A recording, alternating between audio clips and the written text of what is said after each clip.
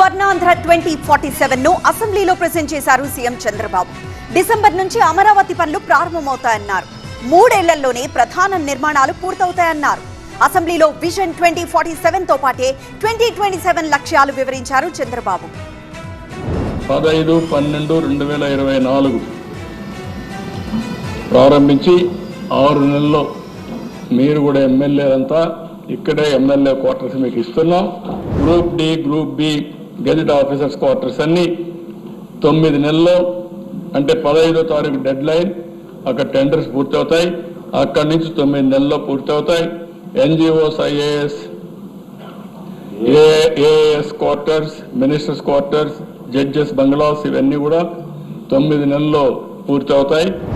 LPS infrastructure zone 1, 2, 3, 4, 5, 6 ఇవన్నీ 24 నెలల్లో పూర్తి చేస్తాం.